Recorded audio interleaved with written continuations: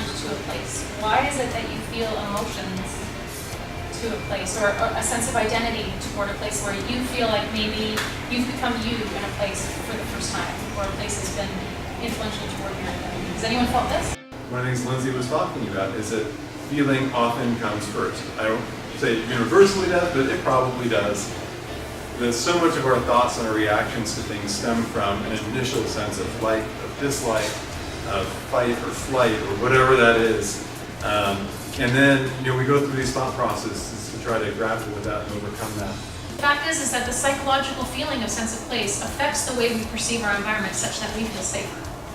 That affects how long we live in places, whether or not we're going to choose to move, whether or not we choose to participate with other people in our neighborhood, whether or not we go for a walk, whether or not we join the neighborhood advisory group, and so on and so on and so on. And so you can see this sort of trajectory of the point and the goal of fostering sense of place has all of these other things that will happen with respect to the community that are really good and pro-social. If our prospects in life are inherently related to the places in which we live, and we know that the places in which we live aren't doing everything they could be to help us attain that goal, then we start to ask, I think, those questions of, well, what can we do? That time between doing something or understanding a place and what it can do for you and forming place dependence, which is a major part of sense of place, which is what we want to foster, buys us time, I think, to figure out ways to encourage how to get this to happen. So it maybe buys planners time to ask questions about what people need to do, what people need out of the space, what people want to do in the space, and also to not make the mistake to take away things that people are already using that are satisfying to them. We live in a capitalist economy. That has a dramatic impact on the way that we work in spaces and try to create places, the power people have to create those places and to shape them the way that they envision.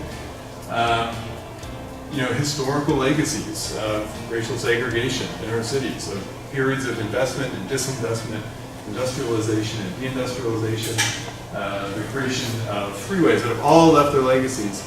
And part of what this map is looking at is, depending on where you're born or where you live in the city of Tacoma and regionally, how well does that environment help you reach your full potential as a human being?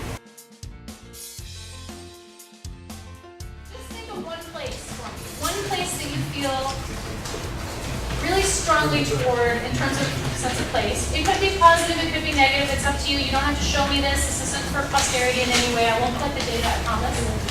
But think about one place and then answer on the other side of the paper. There's this section where you can answer for yourself. Pink, place attachment. If you feel emotional toward one of these posters, write it down on a painting. Yellow is place identity, blue is place dependence, green is other comments. So go for it. Have fun.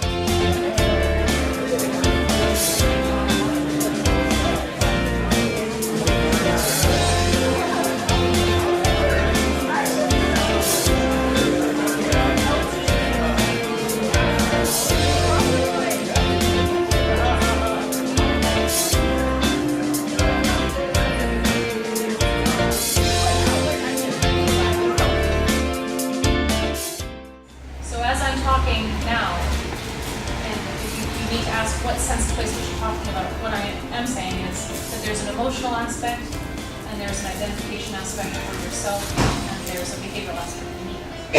Taken together, that's what sense of place is.